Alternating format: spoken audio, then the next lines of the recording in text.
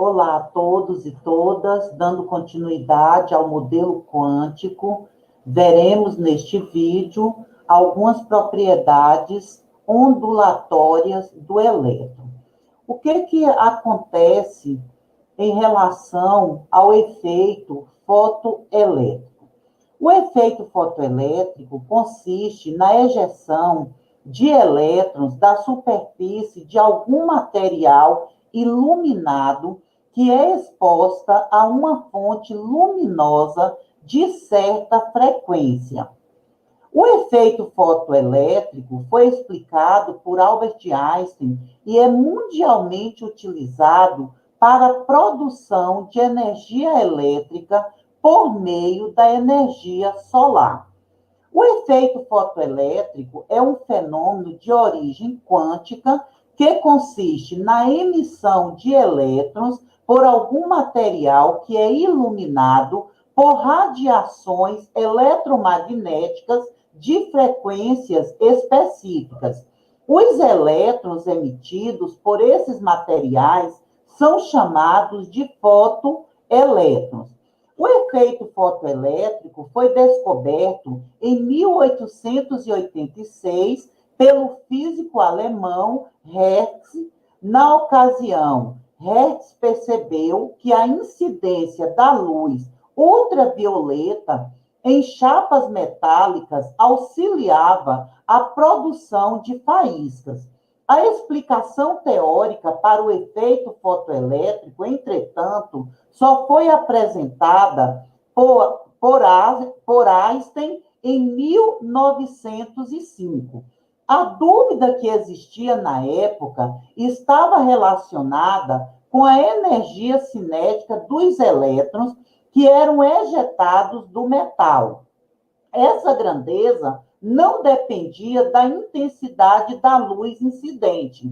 Einstein percebeu que o agente responsável pela ejeção de cada elétron era um único fóton, uma partícula de luz que transferia aos elétrons uma parte de sua energia, ejetando do material, desde que sua frequência fosse grande o suficiente para tal.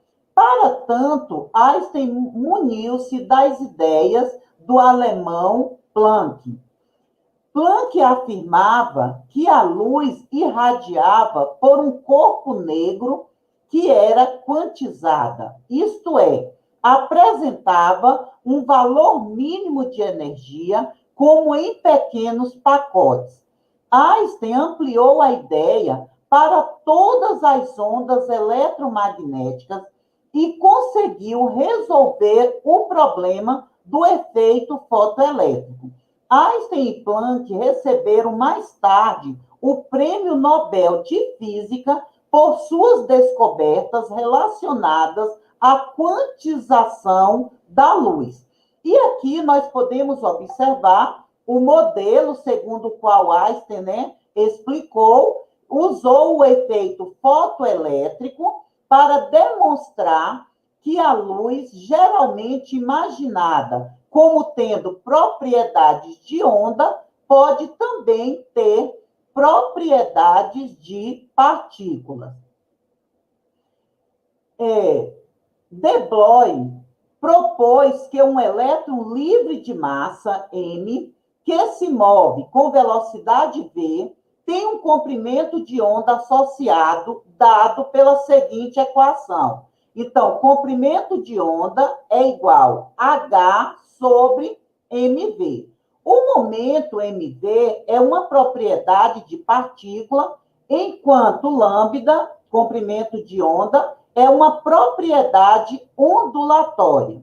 De Broglie resumiu os conceitos de ondas e partículas como efeitos notáveis se os objetos são pequenos. Qual é o princípio da incerteza? Então, o princípio da incerteza de Heisenberg, na escala de massa de partículas atômicas, não podemos determinar exatamente a posição, a direção do movimento e a velocidade simultaneamente. Para os elétrons, não podemos determinar seu momento e sua posição simultaneamente. Se ΔX é a incerteza da posição e ΔMV é a incerteza do momento, então ΔX vezes ΔMV vai ser maior ou igual do que H sobre 4π. Então, a descrição do átomo de hidrogênio pela equação de Schrödinger. Schrödinger propôs uma equação que contém os termos onda e partícula.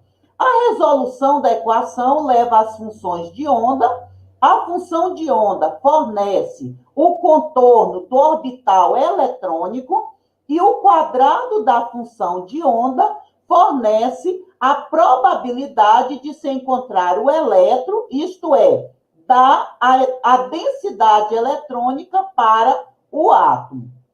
Então, a descrição, né, segundo a equação, primeiro, o comportamento do elétron no átomo é mais bem descrito como uma onda estacionária.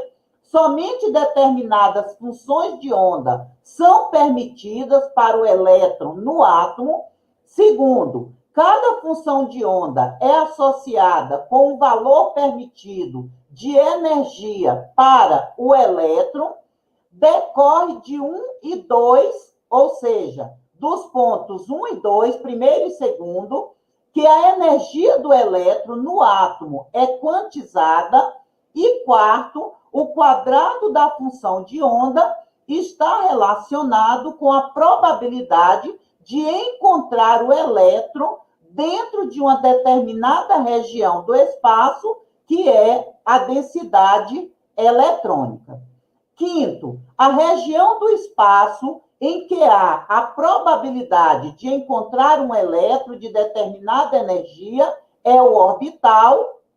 E sexto, para resolver a equação de Schrödinger para um elétron no espaço tridimensional, 3 números inteiros, né? Os números quânticos n, l e n são parte integral da resolução matemática. E iremos ver adiante a questão dos números quânticos que falam, né, em relação, que dão características do elétron, posicionamento, como nós podemos identificar onde esse átomo se encontra, a posição do elemento na classificação periódica. É possível nós sabermos, aplicando a teoria dos 4 números quânticos. Aqui nós temos os 3 números, mas vamos ter também o número quântico de spin.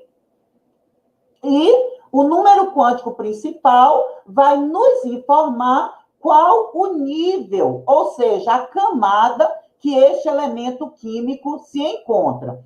Então, é o fator primário na determinação da energia do elétron, define o tamanho de um orbital. Quanto maior for o valor de n, maior é o orbital e maior é a distância média entre o elétron e o núcleo, e elétrons com o mesmo valor de n ocupam o mesmo nível eletrônico. O número quântico secundário de momento angular, L, cada valor de L vai caracterizar uma subcamada. Aí nós vamos ter os subníveis S, P, D e F. Os elétrons em uma determinada camada podem ser agrupados em subcamadas e cada valor de L corresponde a um orbital. Se o átomo, quando fizermos a distribuição eletrônica, terminar em S, qual vai ser o valor do número quântico secundário? Vai ser 0. Isso foi convencionado para P. Se termina em P, o número quântico secundário vai ser 1. Se termina a distribuição eletrônica em D, o número quântico secundário vai ser 2. Se termina em F, o número quântico secundário vai ser 3. E assim sucessivamente. O número quântico magnético vai indicar o posicionamento desse elétron. Então, ML ou M, simplesmente M ou ML, está relacionada à orientação espacial dos orbitais em uma subcamada, e para uma determinada subcamada, ml vai ser 2L mais 1, ou seja, um número quântico secundário mais 1, e vai especificar o número de orbitais na subcamada. E vai ser o valor de L sendo 0, 1, 2, 3, que é o número quântico secundário, o orbital S, P, D e F. Então, o número de orbitais, 2L mais 1, vai ser 1, 3, 5 e 7. Isso vai depender do subnível que este elemento químico vai ser encontrado. O número quântico magnético de spin eletrônico, né, que é dado por ms ou simplesmente S, ele vai dizer a rotação desse elétron. Então, um elétron em um átomo apresenta as propriedades magnéticas esperadas para uma partícula carregada em rotação. A rotação do elétron deve ser representada por um quarto número quântico, ms, ou simplesmente S, e é dado por mais meio ou menos meio. Então, aqui nós temos N igual a 1, a subcamada, se for S, então, terminando um S, o valor de M vai ser 0, e o número de orbitais possível vai ser 1. E assim sucessivamente. N igual a 2, pode ser 1 ou 3, N igual a 3, 1, 3 e 5, N igual a 4, 1, 3, 5 e 7. Então, aqui nós temos um diagrama representando o átomo de hidrogênio. Então, nós temos aqui, como o hidrogênio tem um elétron, então ele vai ser um S, e ele vai ter apenas um elétron neste orbital. Isso é válido também para todos os demais elementos químicos. N igual a 2, N igual a 3. Então, N igual a 2, nós vamos ter o orbital S e o orbital P. Para N igual a 3, nós vamos ter orbital S, P e D, e assim sucessivamente. Os orbitais S, L igual a 0, todos os orbitais S são esféricos. À medida que N aumenta, os orbitais S ficam maiores, claro que aumenta o número atômico, o orbital S vai aumentar também. À medida que N aumenta, aumenta o número de nós radiais. Um nó é uma região no espaço onde a probabilidade de se encontrar um elétron é 0, e nós vamos ter isso também para os demais orbitais. Aqui nós temos a representação, 1s, 2s, 3s. Aqui são os nós radiais, como foi falado, e à medida que aumenta o número atômico, o número desses nós radiais, eles vão aumentando também. Então, a altura do gráfico vai indicar a densidade de pontos à medida que ocorre afastamento da origem. Aqui nós temos a representação de outros gráficos, né, para orbitais S. E o tamanho do orbital aumentando à medida que aumenta aí o número atômico e aumenta aí o número de nós. Então, 1s, 2s e 3s.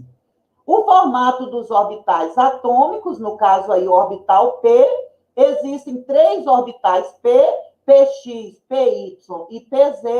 Os 3 orbitais P vão se localizar ao longo dos eixos X, Y e Z de um sistema cartesiano.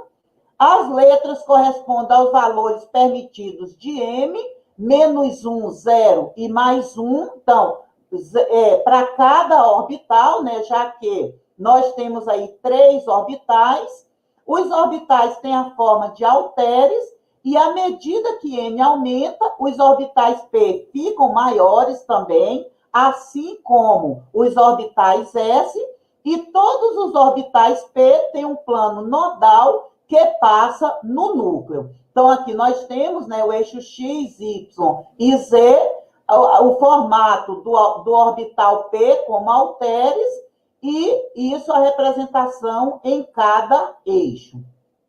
Os orbitais D, L igual a 2, existem 5 orbitais D, 3 dos orbitais D encontram-se em um plano bissecante aos eixos x, y e z. 2 dos orbitais D se encontram em um plano alinhado ao longo dos eixos x, y e z. 4 dos orbitais D têm 4 lóbulos cada, e um orbital D tem 2 lóbulos e um anel. E aqui nós temos a representação do orbital D.